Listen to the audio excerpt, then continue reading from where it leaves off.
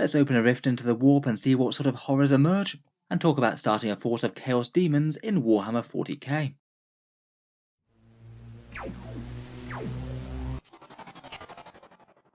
Hello and welcome back to Auspex Tactics, where today we're talking about getting a Chaos Daemons army off the ground in the current edition of Warhammer 40k. I'd argue maybe it's not a terrible time to start collecting the faction. They've kind of had some sketchy rule support over the past couple of years, but now they've got a proper 9th edition codex with all of the rules in one place, plus really aren't doing too badly in terms of competitive armies.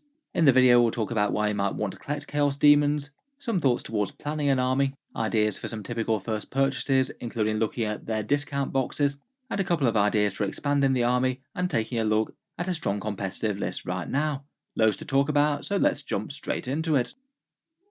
Chaos Daemons in Warhammer 40k are basically an entire army to represent the horrors that lurk within the warp, in general not tending to fight across the galaxy as a standard faction, but more make great incursions into real space, clawing at the fabric of reality wherever it's weakest, whether it's a great warp storm or a psyker doing something that they really shouldn't be. The army itself kind of represents the physical manifestations of the will of the four Chaos Gods, the wrath of Khorne, the depravity of Slaanesh, the putrid decay of Nurgle, and the magic and scheming of Tzeentch. Typically their army is almost a bit like a fantasy army in 40k, supposedly representing the darkest desires of humanity and the other races of the galaxy, and they generally make war with a lot of close combat weapons as a great horde to overwhelm the Imperial defenders, and besides Khorne there's a lot of use of magic and potentially warp fire to enhance their warriors and lay low their foes. Model-wise, the army kind of functions as 4 mini-armies in one. There are a few undivided miniatures like Soul Grinders and Be'lakor, but the vast majority of the models are clearly dedicated to one deity or another. They really do have quite different looks, and you can either go for an army that has entirety of one god or mix between the factions. Quite a few of the key miniatures in the range have been redone semi-recently, say for example Fleshhounds of Khorne or Fiends of Slaanesh, plus the greater demon sculpts are generally relatively recent. Some certainly show their age though. A few of them come from slightly older days in Games Workshop plastic miniature production, say like the Bloodletters and the Demonettes, maybe just a bit older and a bit less quality kits compared with some of the stuff that they'd come out with now, but in general I'd say almost due to the nature of the army it does hold up quite well, and most of the range really is quite functional. It is kind of interesting as well that if you collect Chaos Daemons you can potentially use it as a fantasy army in Age of Sigmar as well as just in 40k. Potentially if you want to try one or the other, then this could be an interesting army to jump between the two. Gameplay wise, depending on which sub-faction of the Chaos Daemons you choose, you'll get very different experiences. Khorne is raw melee might, Slaanesh is all about the speed and nasty tricks to lay low the foe in combat usually. Nurgle's all about raw resilience, and Tzeentch is interesting, being really hard to fight at range but quite easy to kill in melee, and making war through magical warp fire and lots of powerful psychic spells. In general they do tend to be either fairly close combat related or short range for the most part, a bunch of squads led by some greater demons mostly, and although you could field god specific factions, perhaps the current codex rules most incentivise you fielding a good mix of units, taking some of the best bits from each of the deities. Currently in-game at time of recording they are rather strong, they're a challenge for most armies to deal with in their strongest forms, currently with a win rate of around about 55%, so perhaps not the worst army to play with strength-wise. I would say though that this maybe depends on at least a few datasheets. Things like Flamers and a few of the greater demons really tend to be in great representation compared with a lot of the other units, and there are a lot of things that are just a lot more balanced / a bit underwhelming compared with the top tier stuff. Price-wise, Chaos Daemons are perhaps medium for 40k. They're certainly a lot cheaper to get on the board than the previous version of the codex when most of their units were more underwhelming and costed less. Things like Greater Demons went up to cost a fairly significant amount of points on the board now though, and that does actually help with having an army of them that's functional for less price. There are also a couple of discount options available for them as well, which doesn't hurt either. If you did choose to pick up a Chaos Demon army, here's just a few thoughts on planning a force. There's plenty of ways that you can get more detail on the faction or advice from current collectors. If I were collecting Chaos Demons, I would pick up Codex Chaos Demons fairly early. That one does get you a bunch of lore, a bunch of miniature galleries, and all the full rules for the faction currently. Otherwise, if you wanted to mess around with some army lists and some combos and things, maybe check out Battlescribe for list building, Warhapedia for easy access rules, or maybe Games Workshop's app if you did have the codex already.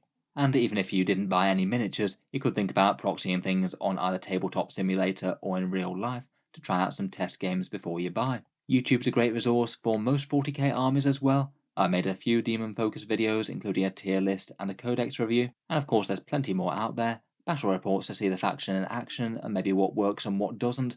Plus, it's a great resource for painting guides and seeing what sort of techniques you might be able to use to get some cool effects on your warp spawn. Otherwise, for a bit more interaction and just imbibing some collecting content from current collectors, you might want to check out social media. There are a couple of Chaos Demon Discords, I believe, plus Facebook pages and subreddits are great, and you might want to check out the Warhammer website as well. They make some top tier Chaos content.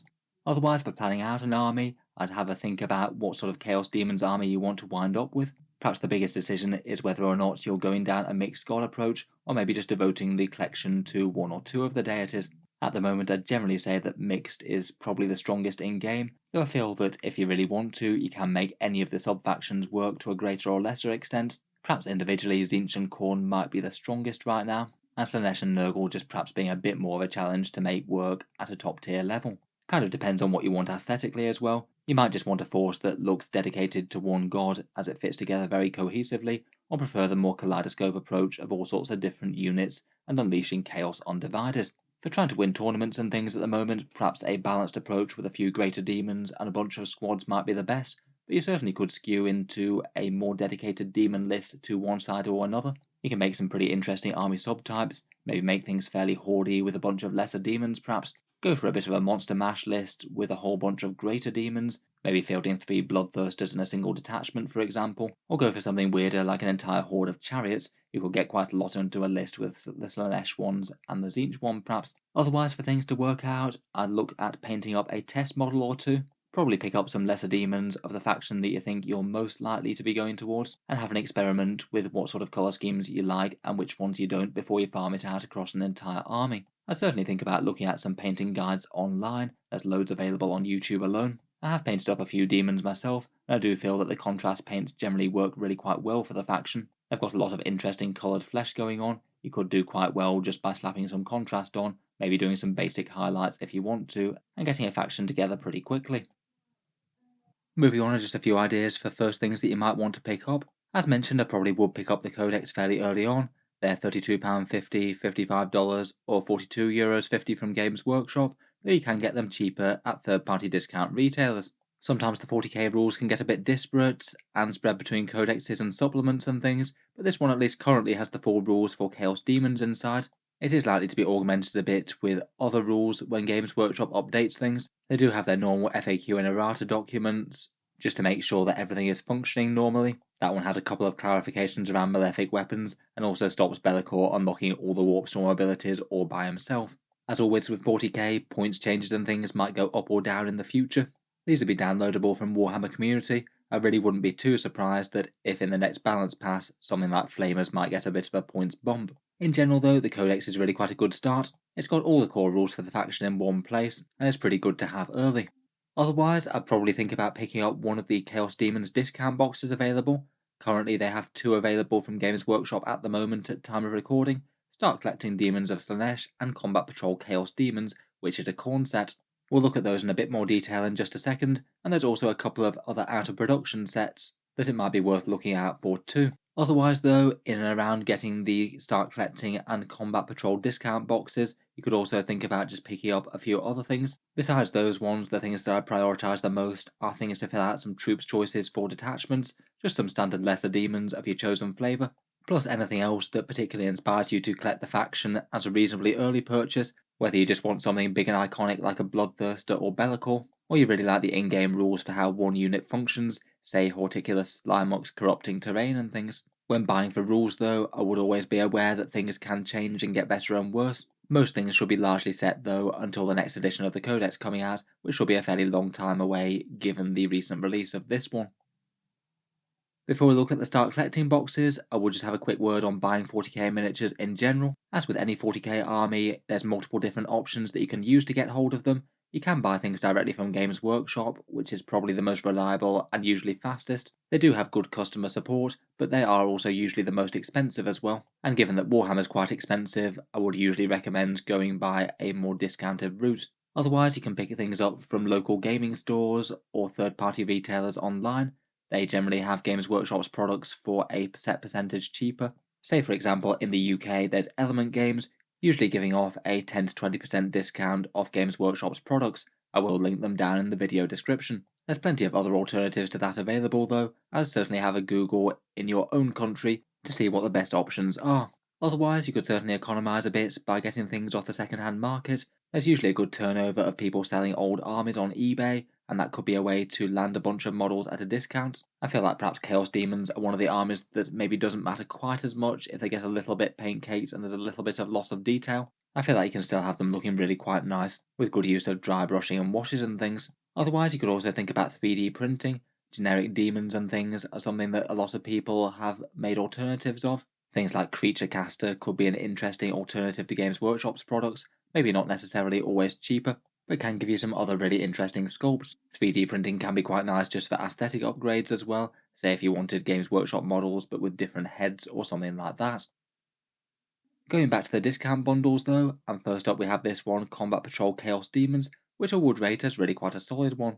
In the box you get 1 Bloodmaster Herald of Khorne, 3 Blood Crushers, the guys on the Druggernauts, 10 of the Flesh Hounds, perhaps some of the more recent releases for Chaos Daemons out of this set, and then also 20 Bloodletters. It really is quite a good chunk of a Khorne army together, all in one box, and it comes for £90, $150 or €120, the same as Games Workshop's other Combat Patrol boxes. If you did want these specific set of miniatures and chose to buy them separately, then getting them through this box would in theory save you around about 45% over that value, and that does make it one of the better Combat Patrol boxes from Games Workshop by quite a way.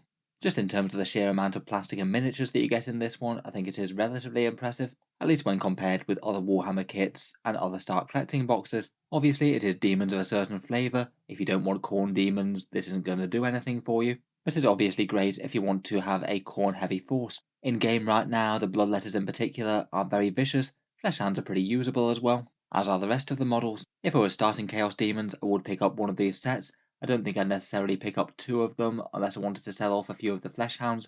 I feel like getting 2 boxes of this would maybe just get you more Flesh Hounds than you really want for an army. Still though, a solid discount option. It gets you really quite a lot of points on the board. Otherwise, if you wanted your demons seductive and dangerous, then there's the Start Collecting Demons of Slaanesh. This one gets you 2 of the Seeker Chariot kits, which can be combined together to make one Exalted one if you want to, 5 Seekers of Slaanesh and 10 Demonettes, and this one's a fair bit cheaper than the Khorne one at £57.50, $95 or €75. Compared with buying the kits individually, it's not really quite as big of a discount, it's only 30% off on this one. Though again, if you did want to collect Slaanesh demons, it does give you a pretty decent chunk of demons towards that. Aside from these 3 kits, there's only really the Fiends and the Keeper of Secrets as the main kits among the Slaanesh battle line, before you get into special characters and things. In game terms, the Demonettes and the Chariots I think are both pretty decent. The Seekers do feel like they're a touch underwhelming, maybe paying a bit too much for their great movement, and as miniatures go, they are certainly of the older variety of Slaanesh models. Things like the Fiends and the Keeper of Secrets are much newer sculpts than these. Still though, a very solid chunk of reinforcements towards the Slaanesh army, and I'd think about picking up 1 or 2 of these boxes if I was trying to get a force in honour of the Dark Prince together. Otherwise, for discount options, if you do have local gaming stores nearby, I'd probably keep my eyes peeled for these. Start Collecting Demons of Tzeentch and Demons of Nurgle. These 2 annoyingly went out of production, so it means that it's not quite as easy to jump into either of these sub-factions now. In particular, I did really like the Demons of Tzeentch one. Having the Burning Chariot in there means that you've got quite a bit of flexibility. You could magnetize out to have the Herald on foot, or the Exalted Flamer on foot, or even cut the entire thing up, use it as a disc thing, and just get some additional Screamers. Obviously in very limited supply at the moment though. If you can find one for a cheap price, then it might well be worth snapping up. With those boxes, plus some core choices and things, I probably aim to have a small force going, something that you can fill out some actual detachments and get some models on the board. From there you can think about expanding the army with other fun units, either things that are good in game or models that you really like the look of. And in general, with getting a 40k army together, unless you're very experienced, I'd probably go and just do chunks of units at a time, maybe picking up 1 kit and then getting it painted up and on the table before moving on to the next, rather than buying everything in one huge go. For units that I most think about using in game at the moment, Flamers of Tzeentch are perhaps one of the best units in the Codex right now. They just seem very overcosted for the sheer amount of warp fire that they can unleash, plus are really annoyingly tough at range as well, and fast. To be honest though, they're so standout that I kind of feel like they're probably going to get toned down in points at some point. I really wouldn't be too surprised if Games Workshop raises them up to at least 30 in the next chapter approved points pass. Otherwise, the big hitting greater demons I feel like are generally a good asset to a list. The models themselves are really quite expensive, but pretty awesome centerpieces in the middle of an army, and they do fill up a chunk of points towards getting a Chaos Demon army functional. Perhaps the three I'd be most tempted about at the moment are Be'lakor, the Bloodthirster, and the Lord of Change. Be'lakor is just a general purpose all-round melee monster, plus having Warp Locus and some interesting teleport abilities. Bloodthirsters are just unfettered combat damage, a 5+ feel no pain save with a Warlord trait, plus an awesome axe relic that makes them hit ridiculously hard. And the Lords of Change are fast, very hard to kill at range, and have some crazy powerful witchfires. Otherwise, in the troops, I'd be very tempted by Bloodletters. They can make great use of the Demon Deep Strike rules, dropping in and then cutting up an enemy unit out of nowhere. The Tzeentch Psykers all have pretty good value for what they are. They buff the Flamers quite well and can also do the witchfires themselves. And on the Nurgle side of things, having a few Nurglings in the troop slot isn't the worst. That gets you onto objectives early and can just annoy the enemy. And Beasts of Nurgle really are quite tanky and irritating to deal with, potentially regenerating all their wounds if you can't quite kill them. I'd say the majority of the codex is at least somewhat usable, if perhaps not top tier. I feel like you can make just about most of the units work in one list or another, though I generally mainly want a core of the units above. Finally, for just one example of a strong demon list, here's a 2000 point list that was used to win a small tournament by an Isaac Wright, and it's just a decent example of a strong demon list at the moment that's strong enough to win a competitive event. In the HQ slot, there is the Lord of Change, Be'lakor, and Bloodthirster, three enormous threats that you really can't ignore. The Lord of Change takes Boon of Change, Bolt of Change, and Infernal Gateway, very nasty for the sheer amount of mortal wounds that can put out, and also has it in corporeal form and the Impossible Robe to make it really hard to kill. Be'lakor takes the Shrouded Step and Pall of Despair. He can teleport units around and can also deliver the Bloodletters into combat quite easily as he's got the Warp Locus keyword. Then there's a Bloodthirster who takes the Armour of Scorn for some extra toughness, plus Indomitable Onslaught to give a cap on the amount of damage he can take per phase. Very nasty and fast combat damage there as well. Finally, for the HQs, there's a Changecaster. They have Infernal Flames and Gaze of Fate, a bit more of a buffing one to help make those flamers hit very hard.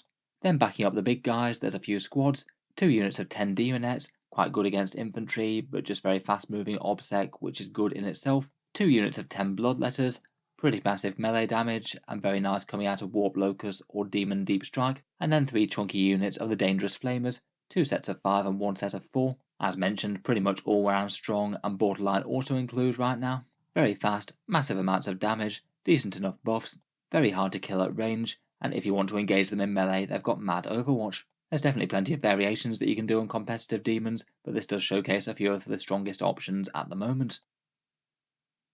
So anyway, hope you've enjoyed a bit of a discussion around starting Chaos Demons in Warhammer 40k. As always, if you have any other insights as to collecting the army, please let me know down in the comments below. If you've enjoyed the video and you'd like to see more, feel free to subscribe to Auspex Tactics. I have made start collecting guides for most of the factions of 40k so far now. Finally, if you have been enjoying the content quite a lot or found it useful, I would just like to mention that Auspex Tactics does have a Patreon page as well, and you can find that one linked down in the video description. Channel patrons do get a fair few advantages, seeing certain videos early, regular votes to see what sort of things come next on the channel, and automatic entry into the regular prize giveaways with a chance to win some big model kits each month. If any of that sounds good to you or you'd just like to help support, the link is down in the video description. In any case, a massive thank you for listening, and I'll hope to see you guys next time.